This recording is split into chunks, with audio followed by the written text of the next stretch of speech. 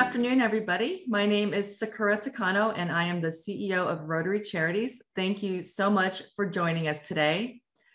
We are all here to celebrate the announcement of our fall 2021 grant cycle. We're really excited to have you here. Thanks again for joining us. This year, despite the setbacks and increased needs many nonprofits in our region saw over the last year, we were so heartened to see nonprofits pull through and set goals for future building. We're supporting a variety of community assets, including restoring and expanding historical landmarks, removing barriers to necessary services and outdoor spaces, and addressing the need for mental health and wellness resources in schools. We're so honored to steward these resources that demonstrate our commitment to building communities that are adaptive and thriving for everyone.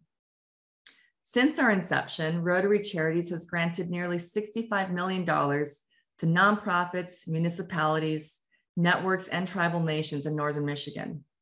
We're very pleased to announce the recipients of our fall 2021 grants, totaling $371,500. The Rotary Charities staff will very briefly describe a little bit about our grant categories before we make the announcements. And with that, I will pass the microphone to Kristen Heddick, who is our new Director of Community Development. Thank you, Sakura, and good afternoon, everybody. We believe our communities are made stronger through generous connections where people put service above self. We operate with inclusivity, equity, and fairness to unlock new potential for positive change. Our Assets for Thriving Communities grants support initiatives that develop, strengthen, or build community assets that are available to all, or make an existing asset more widely available. We look for these initiatives to be inclusive and resourceful to ensure that they meet the needs of the communities we serve while making the most of what the community already has. And now I'd like to pass it to my colleague, Freya Bradford, who will talk about the systems grants. Thanks, Kristen. Hi, everyone. I'm Freya Bradford. I'm the Director of Systems Change and Learning with Rotary Charities, and I oversee the grant category called Systems Change Accelerator. These grants provide up to $150,000 for highly collaborative initiatives that are really trying to go upstream and change the causes of complex problems, so the roots of problems. So changing how we work together, our mindsets, how resources flow, who's included in actually developing solutions to issues, power in systems. So not typically things that we see in program type grant support. So now I'm going to pass it over to Miriam. Hi, everybody. My name is Miriam Owsley. I am the Strategic Communications Manager at Rotary Charities. And when it comes to our grant categories, our guiding principles are the lens that we use to evaluate our grant applications.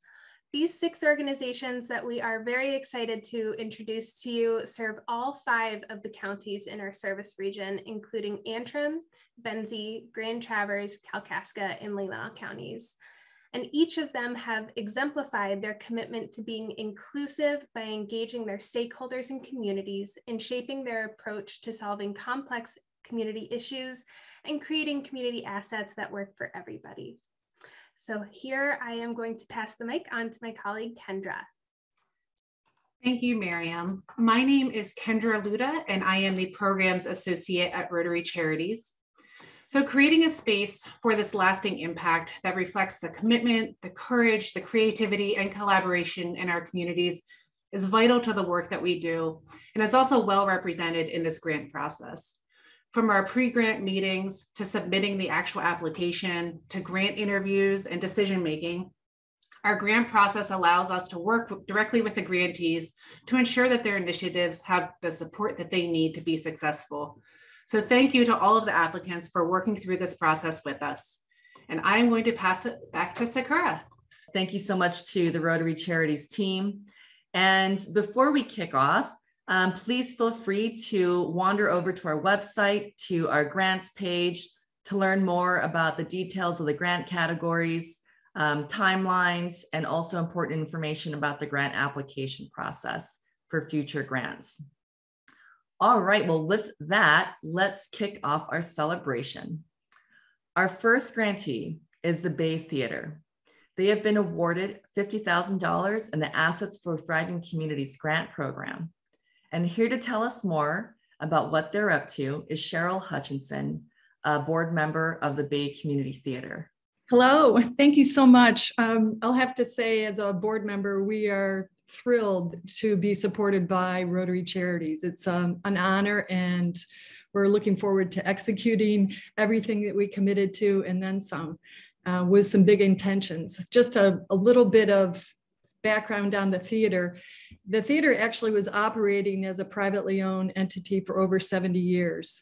And in December of 2018, the owners announced they'd be closing in 20 days. So the community came together and with great enthusiasm to try and save the theater and founded a nonprofit. And the theater opened up in January of 2019 and took over with pretty aggressive mission and visions, intentions. And they raised over $200,000 in that first year and had over 17,000 visitors at the theater. So they kept running 7 days a week and had a great, strong takeoff as a nonprofit and a community asset. Then we were hit with 10 to 14 months of being closed due to COVID-19. And however, we still continue to have great community support. So it really gave us energy and time to think about what we needed to do to keep the theater thriving, to keep it a valuable community asset. And we set our mission out to be expanding our programming, getting beyond just movies, but going into other arts and giving access to people that may not naturally go to the theater, and provide cultural, intellectual, educational programs. And our vision 3 years ago was to be financially vital, and we've hit all of our targets. We are very stable. We have bought the theater building, which is historical, and our intention is to keep that operating. That's part of our major vision. But where we really want to thrive is in expanding in the community throughout Leelanau County, Benzie, and into Grand Traverse, offering different types of programming, whether it's poetry reading, theater, arts, music, comedy evenings, storytelling opportunities, in addition to a really healthy movie programming. And we've got a very strong volunteer group. We have a very strong board, and we have recently hired a general manager to keep our operations running smoothly since we're going to be expanding. The grant is giving us an opportunity to improve the movie screen, which is over 40 years old.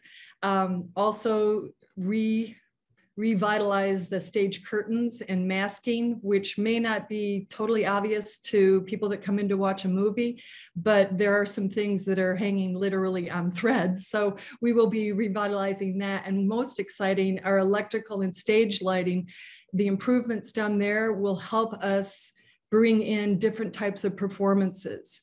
And whether it's the writers series, or recently we had a holiday event where we brought in the string section of the Traverse City Orchestra and offered our first time, and hopefully what will continue to be a long-serving event every holiday, and made it affordable. We had affordable movies, dollar movies during that Christmas holiday week. And we will be expanding to offer more and more daytime things where people can bring their children into the theater on Saturdays and make it affordable and fun. So there's a lot of opportunity with expanding on these, with getting into the asset development and increasing our PA capabilities. All of that is thanks to your support, and it allows us to work with community leaders and other nonprofits in the area to bring their people into the theater, give people access, and expand their experiences. So thank you very much. Thank you so much, Cheryl. It's so exciting to hear about the quick trajectory and pathway to success for the Bay Theater. Congratulations again. Thank you. We're excited. All right. Well, with that, we are going to meet our new grantees, our next grantees, and Kristen is going to introduce them. Kristen?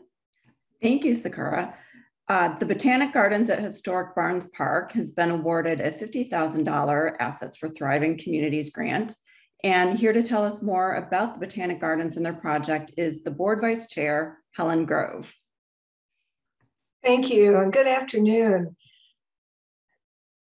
We are so very grateful to Rotary Charities for this recent award, but also the support all along the way in our work to establish a botanic garden for Northwest Michigan. At the Botanic Garden, our mission involves providing welcoming and beautiful spaces for the enjoyment and renewal of our visitors. But our mission goes beyond that.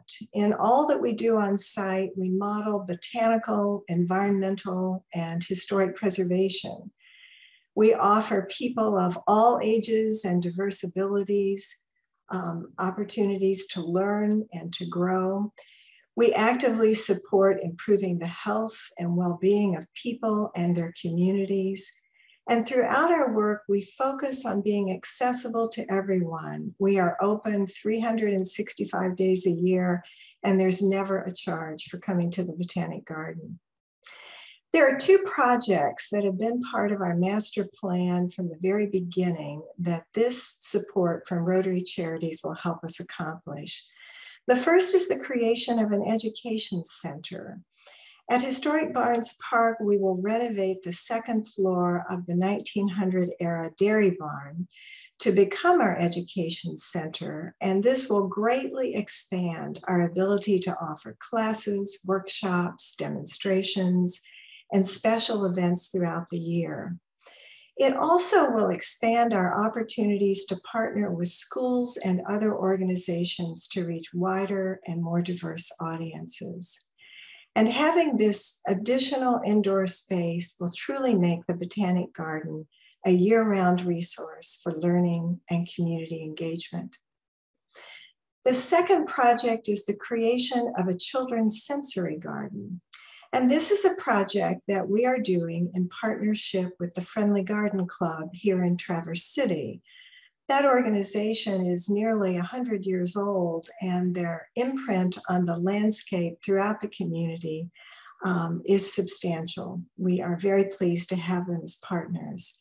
But working together, we have designed a children's sensory garden that will provide children with very rich sensory experiences to engage them in learning deeply about the natural world around them. The design has been carefully crafted to serve all children, including those with special needs. It will be open to all children and all families every day and without charge. Children and youth who choose to can also participate in the Giving Garden.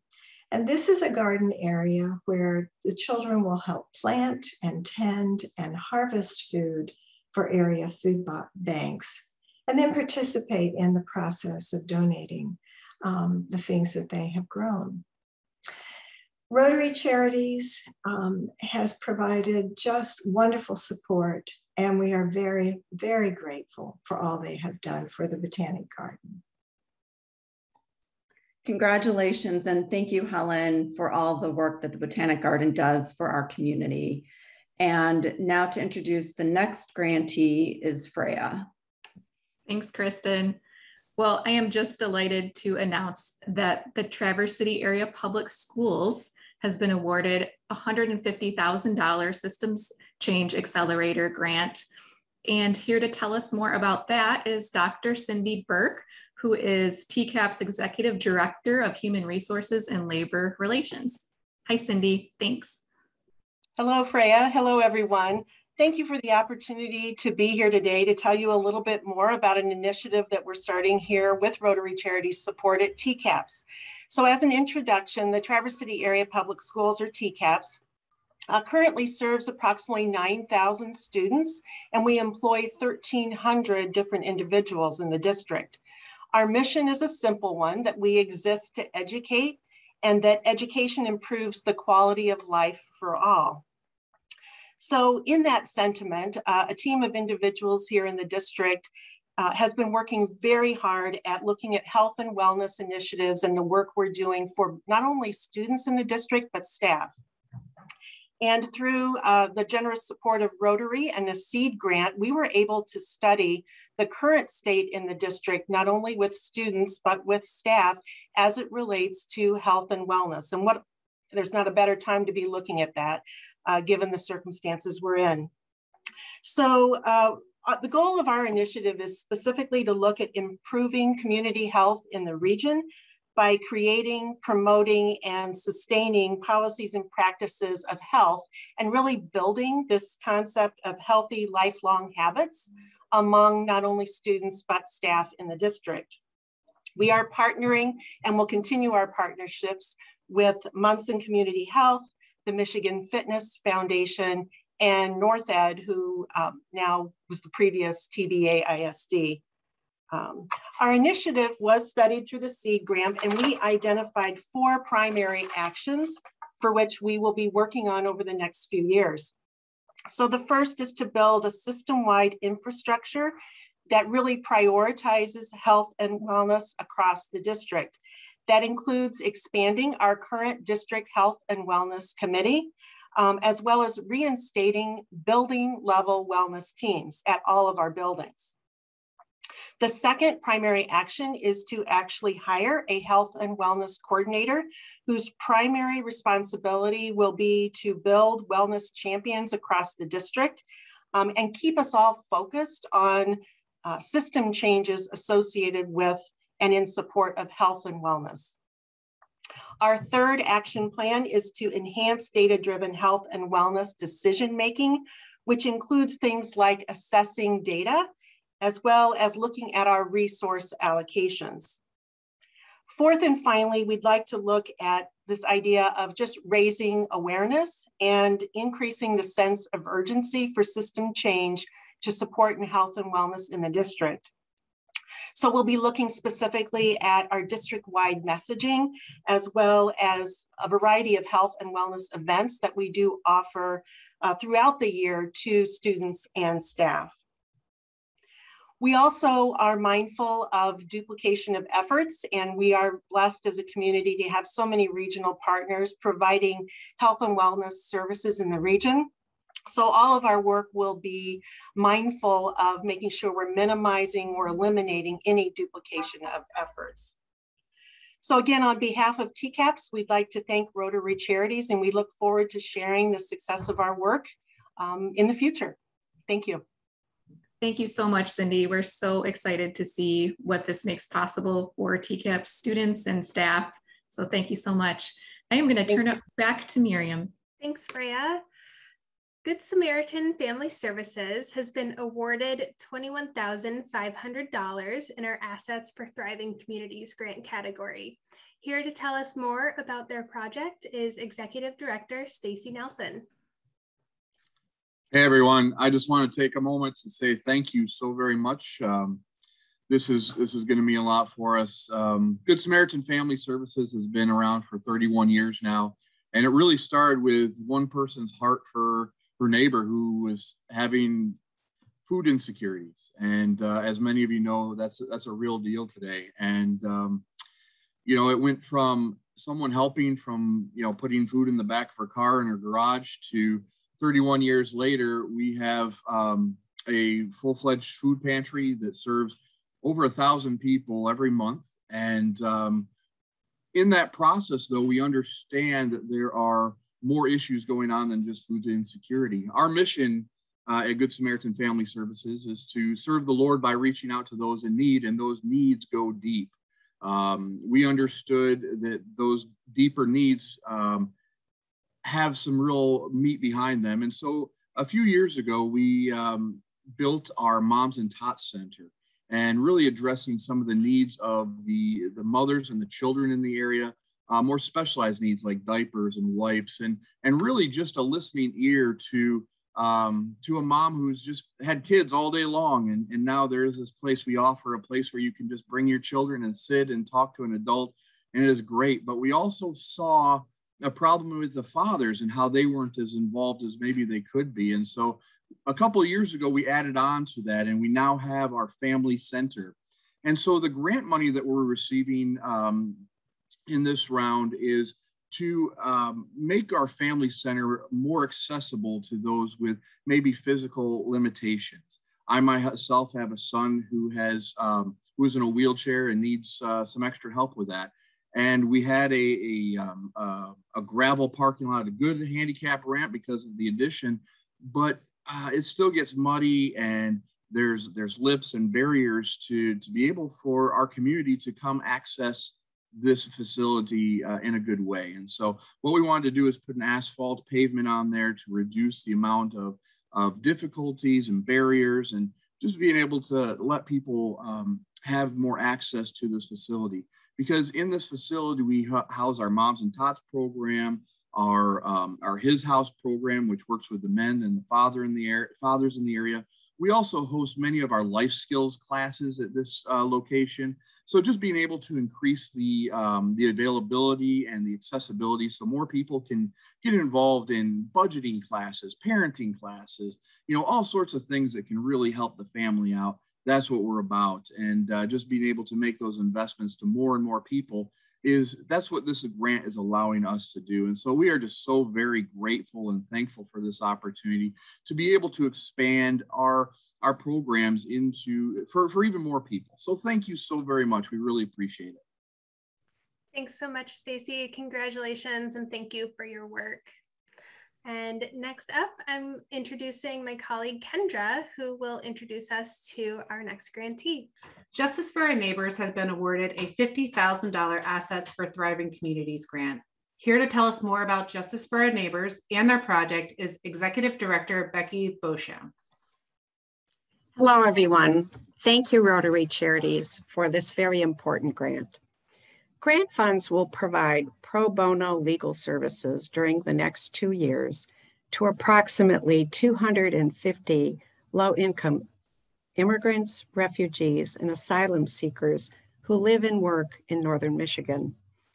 Funds will support compensation costs for a full-time experienced immigration attorney and a part-time Department of Justice accredited representative who work in the Traverse City office. Justice for Our Neighbors Michigan also has sites in Grand Rapids, Kalamazoo, and Metro Detroit. The Traverse City staff empower immigrants living in Northern Michigan communities to comply with our country's extraordinarily complex immigration system. Without specialized legal assistance, it is nearly impossible to follow the law. Our clients are the working poor. Throughout the pandemic, many have been essential workers throughout our region. Our community has been really fortunate to have them on the job. Immigrants have a significant impact on the regional workforce and economy. Since the Traverse City office opened in 2015, we've served people from 63 countries. Many are trying to find employment, reunite their families, or extend a visa so they can eventually live here. We help some clients avoid deportation, often keeping families together by allowing parents to remain with their American-born children.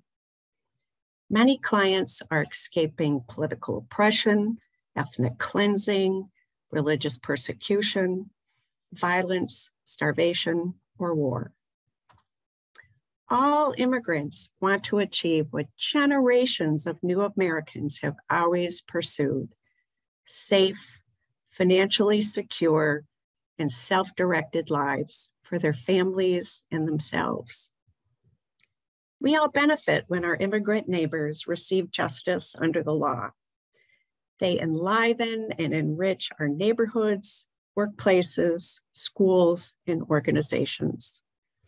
With their vibrant presence, they contribute a richness of culture, traditions, and creativity that create a more diverse regional community.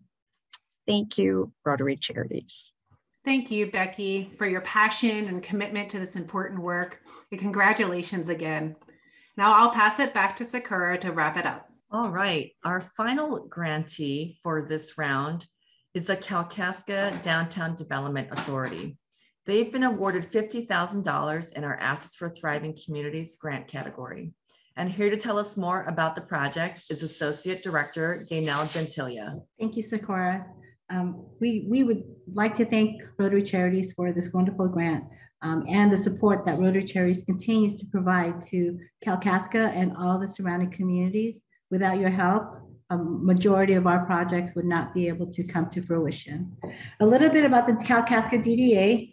We were established in 1989 by the Village of Kalkaska.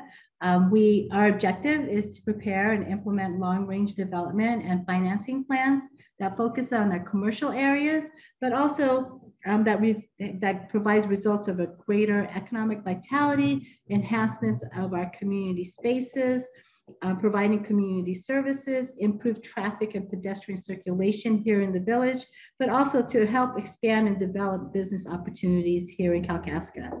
Our mission truly is to create a functional, attractive business district to meet the needs of the community, our residents, and our visitors.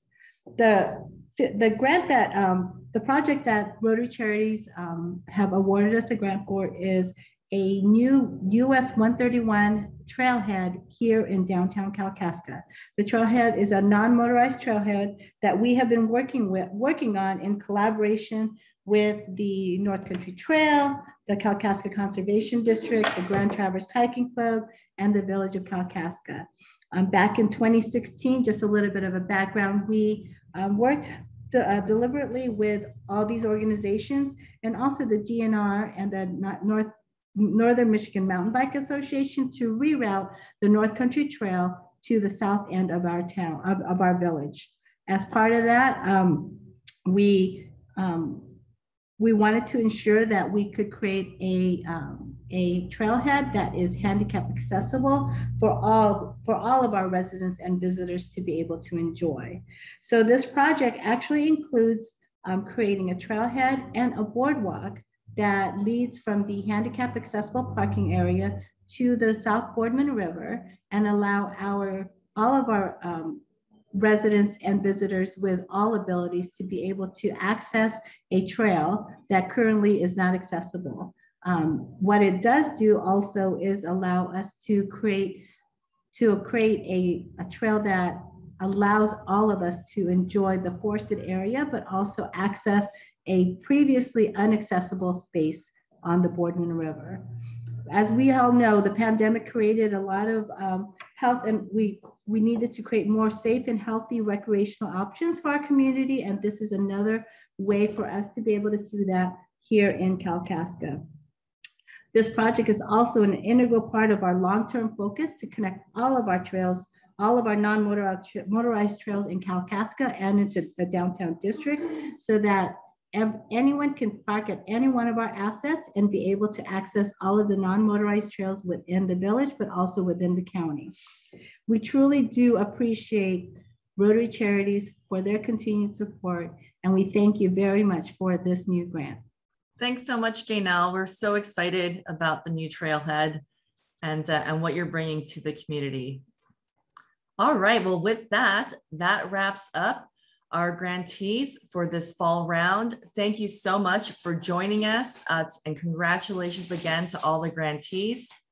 Our next grant cycle will open up in January, where we will be taking pre-grant meetings for applications that will be due on March 1st. Once again, thank you so much for joining us today. I'm super excited to have you as part of this cycle, and also, love working with each and every one of you throughout the year as well. Congratulations again. Thank you.